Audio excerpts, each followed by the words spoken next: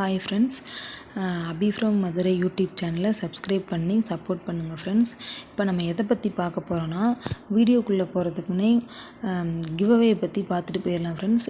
என்னோடய சேனல் வந்துட்டு 500 சப்ஸ்கிரைபர் வந்துட்டிங்கன்னா 5 பேர்த்த ஒரு ஆளுக்கு 100 ரூபா அப்படின்னு கொடுக்கலான்னு முடிவு பண்ணியிருக்கேன் ஃப்ரெண்ட்ஸ். அதுக்கு நீங்கள் என்ன பண்ணியிருக்கணுன்னா, என்னோடய சேனலுக்கு சப்ஸ்கிரைப் பண்ணியிருக்கணும்.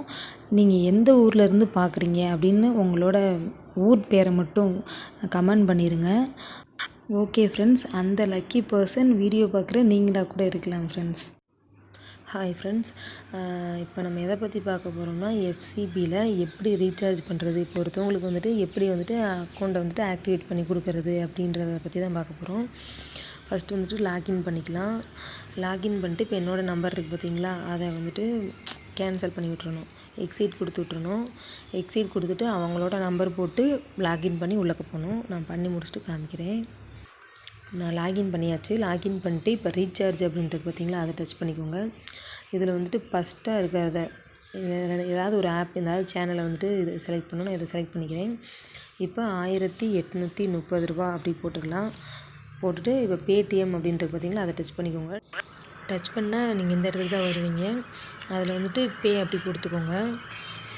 கொடுத்துட்டிங்கன்னா அது வந்துட்டு அலோவ் கொடுத்துக்கோங்க. அலோவ் கொடுத்துட்டு உள்ளக்க போயிடும். உள்ளக்க போனோடனே பிளாக் கலரில் அதுவாகவே மாறிடுது. ப்ரைவேசி போல், அதனால் பிளாக் கலராகவே மாறிடுது.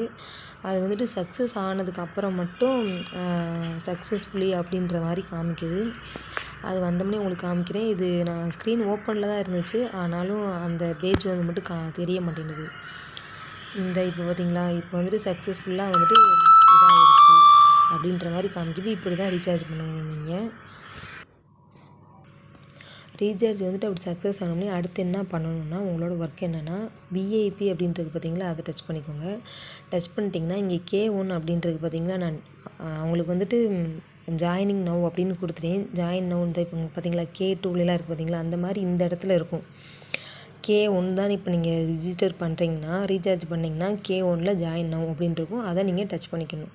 டச் பண்ணிட்டிங்கன்னா இந்த மாதிரி வந்துடும்.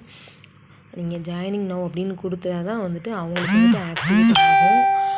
அதுக்கப்புறம் நீங்கள் பேக் வந்துக்கலாம். பேக் வந்துட்டு அவங்களுக்கு எல்லா ஒர்க்கையும் அவங்களுக்கு நீங்கள் சொல்லி கொடுத்துருங்க. பேக் வந்துட்டு உங்களுக்கு வந்துட்டு இப்போ ஹோமில் போய் மையில் போய் பார்த்தீங்கன்னா, இப்போ என்னோடது இங்கே காமிச்சிட்ருக்கு.